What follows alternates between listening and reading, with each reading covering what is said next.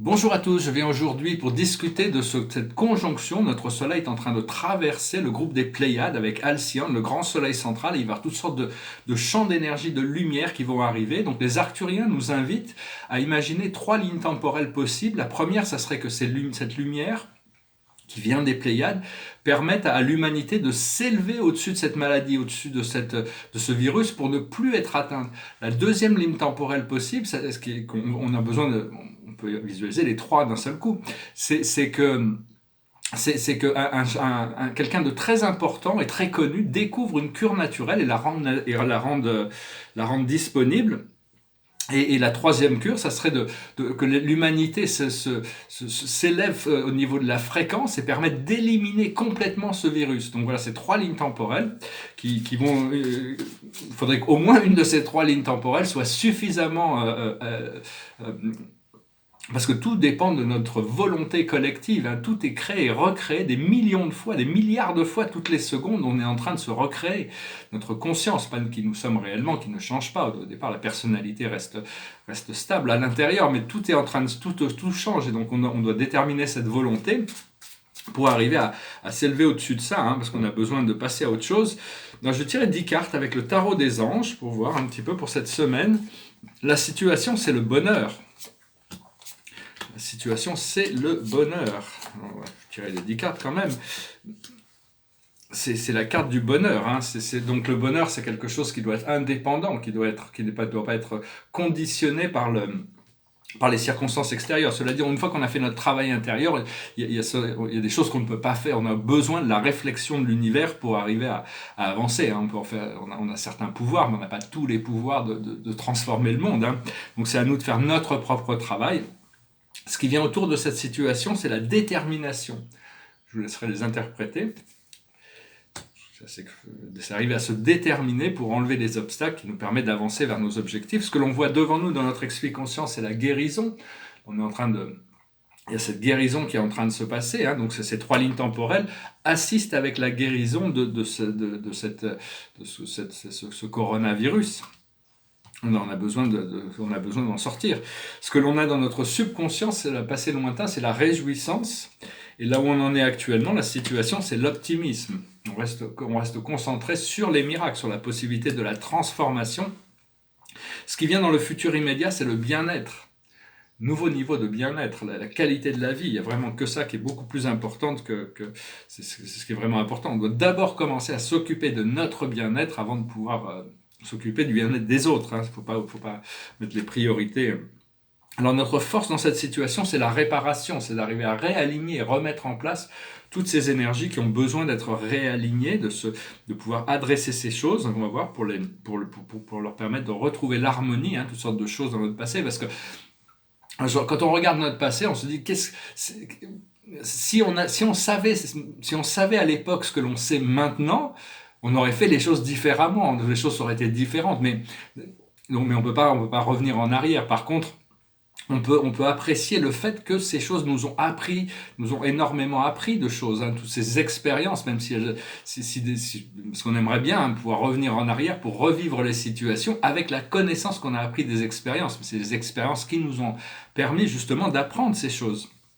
Ce qui vient du monde extérieur, c'est la droiture. C'est-à-dire un sens de l'équilibre, un sens du juste, du vrai, du bien. Ce que l'on a dans nos émotions internes, c'est l'acceptation. Il faut être dans l'état d'acceptation des choses pour pouvoir les changer, comme disait Spinoza. Et l'aboutissant, c'est le pardon. On doit se pardonner déjà à soi-même, et puis on doit pardonner aux autres le plus possible, lâcher prise sur tous ces liens négatifs. Parce que voilà. Donc je vais discuter de 2-3 idées aussi qui sont, à mon avis, sont importantes. La première idée, c'est savoir que malgré la prise de conscience qu'il y a encore une partie de l'humanité qui est vraiment qui est dans le complexe de Stockholm, c'est-à-dire ils sont prisonniers, ils préfèrent l'esclavage, la servitude à la liberté. Et donc c'est un petit peu comme si la lumière et la vérité, ça menaçait leur croyance. Ça menaçait ces choses. Donc il y a des événements qui vont arriver, qui vont forcer le changement de l'humanité. Donc pour remettre les choses en question, hein, c'est pour ça qu'il y a la nécessité de certains événements qui vont arriver, mais c'est pas que des choses négatives, il y a aussi des révélations très profondes qui vont arriver. Et parce que tout vient de cette prise de pouvoir intérieure, hein. Puis il y a certaines choses qu'on peut changer dans la vie et il y en a d'autres qu'on ne peut pas changer. Notre astrologie, par exemple, les filtres de perception qu'on a dans notre réalité, c'est des choses qu'on ne peut pas changer. On aura toujours, toute cette vie, toute cette incarnation, quand on est né, on a été imprimé par des empreintes célestes qui nous ont marqués pour la vie, hein. C'est pour ça qu'on dit Dieu prend note de la manière dont les gens sont nés. Par exemple, moi, j'ai une conjonction difficile dans ma charte astrologique, c'est la conjonction de Neptune et de la Lune en Scorpion. C'est pas facile à vivre, hein, mais ça, je ne peux rien faire pour le changer. Et donc voilà, je voulais aussi dire, c'est bien d'apporter de l'assistance au monde autour de nous, mais il faut surtout pas forcer les conditions de l'éveil des gens, parce que tout le monde s'éveille différemment, tout le monde a une route qui est unique. Donc ici, on me demande de venir parler, donc je parle, j'exprime mes idées, je parle de mes expériences, de mes idées, de la voie spirituelle telle qu'elle m'a été révélée. Mais le prosélytisme ne fonctionne pas, hein, c'est pas la peine. Il faut mieux attendre qu'on nous demande les choses généralement plutôt que d'essayer si quelqu'un n'est pas prêt à les recevoir, c'est pas la peine. Ça créera plus de conflits à l'intérieur de la personne qui n'est pas prêt à recevoir une vérité. Cela dit, bon, il faut faire confiance à l'univers. Et il y a vraiment plein de révélations, des annonces qui se préparent. Et donc, voilà, bon, aussi, quand on avance dans la voie spirituelle, on a un peu le rôle de leader spirituel, hein, mais c'est vraiment qu'un rôle. Il ne faut pas être attaché à cette idée de rôle. C'est juste un moyen, un habit que l'on porte pour assister la voie spirituelle, comme le Bouddha ou le Christ. C'était des leaders spirituels, mais ils n'étaient pas attachés à ce rôle. Ils étaient attachés à la vérité, et donc c'était un moyen qui leur était donné pour exprimer cette vérité. Je veux aussi dire que c'est plus important actuellement de passer du temps dans la nature, ou à faire de la méditation, ou à faire du sport, plutôt que de la télévision ou sur Internet à trier toutes ces informations. Parce qu'il y a toutes sortes de choses toutes ces choses de complot, c'est horrible. Il y a des choses, des crimes contre l'humanité qui sont absolument horribles, et tout ça, ça va remonter. Mais tant qu'on passe notre temps à trier tout ça, ou à exprimer ça, ou à vouloir le montrer aux autres, c'est un peu comme si on était éboueur, hein. Ça sent pas bon, les égouts. Les égouts, il y en a de partout, hein. Il va falloir les vider. Mais les êtres cosmiques s'occupent de tout ce nettoyage. Vous n'êtes pas éboueur, donc c'est pas votre mission d'aller montrer toutes ces choses horribles à l'humanité. C'est pas votre rôle, enfin, à moins d'être éboueur. Mais parce qu'en réalité, tout ce que l'on pense, tous ces Illuminati, le vieil ordre mondial, tout ça, c'est tous ces humains qui manipulent tout ce scénario. En réalité, ce ne sont que des marionnettes. Il y a des extraterrestres négatifs derrière tout ça, qui ont des technologies très avancées, invisibles, qui se servent de ça pour communiquer sur la peur. C'est toujours sur la peur. Il n'y a vraiment que la peur. Si on arrive à désactiver toutes les peurs, on est libre.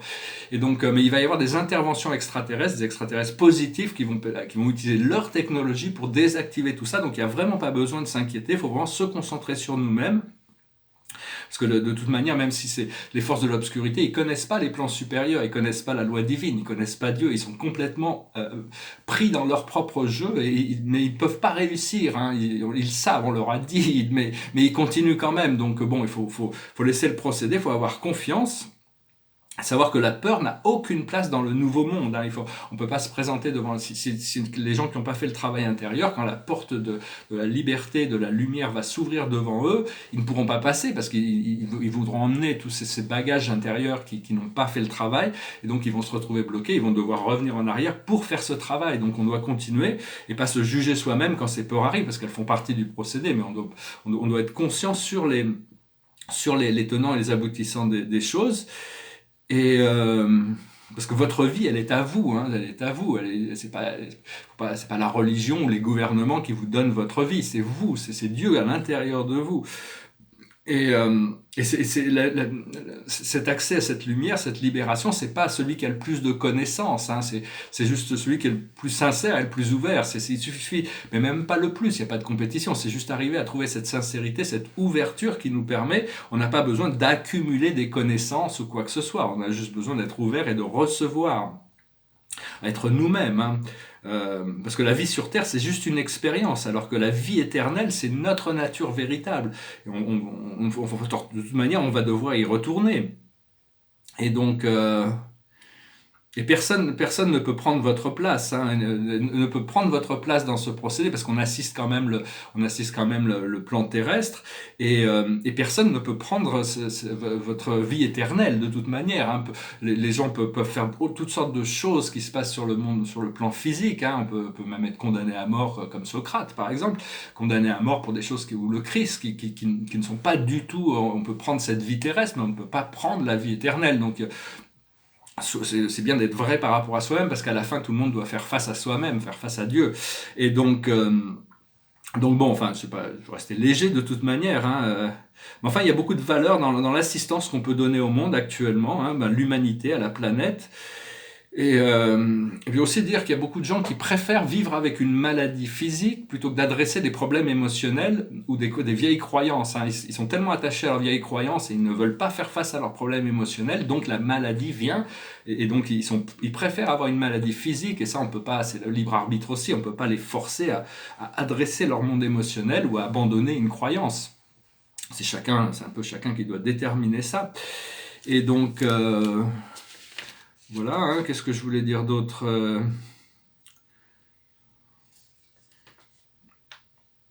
Oui, voilà, c'est à peu près ce que je voulais dire, hein, de toute manière. Je...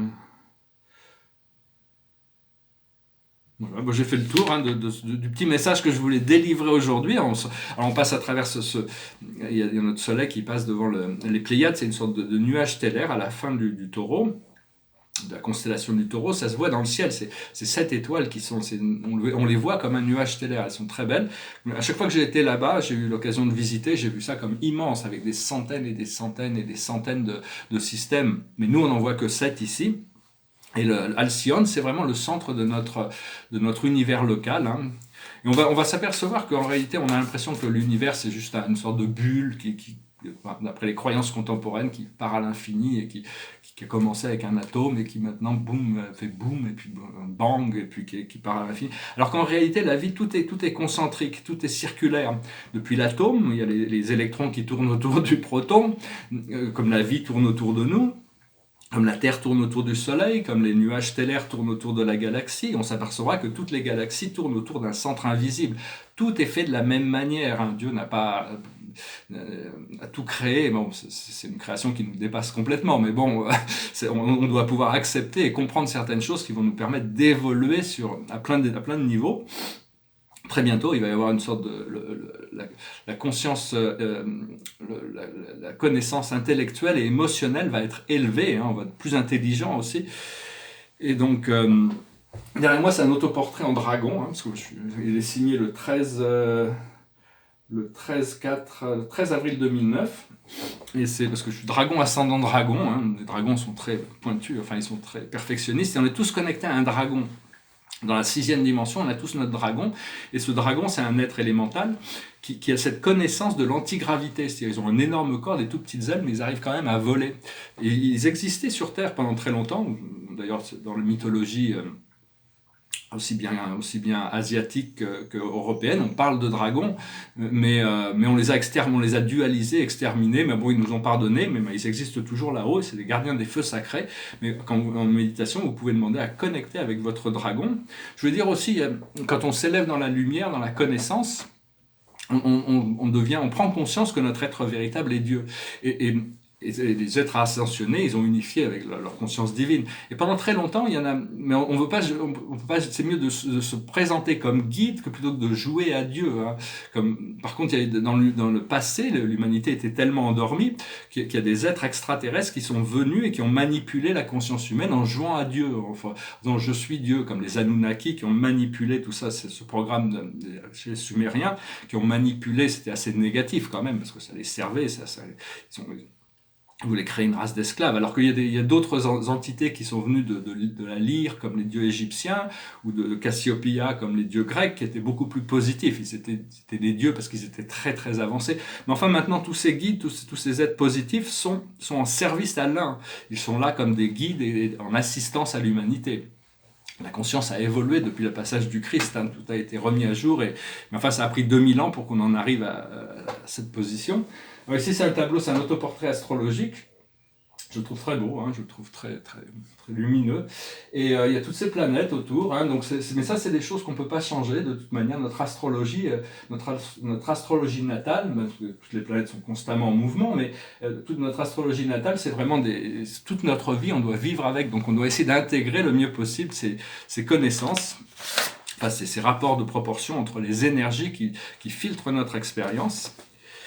Et je vais chanter une chanson qui est une chanson assez cosmique, mais bon, qui traite aussi de l'addiction. C'est une chanson qui s'appelle Ashes to Ashes.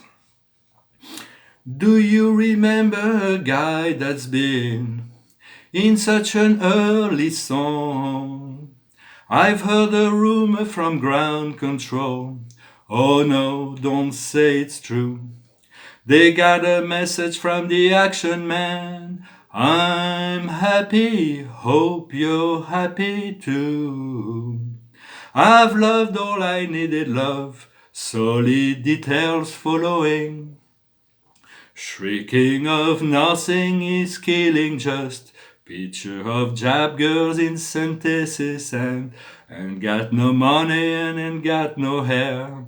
But I'm hoping to kick, but the planet is glowing, glowing, glowing.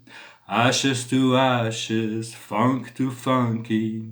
We know Major Tom's a junkie, strung out in heaven's high, hitting an all-time low.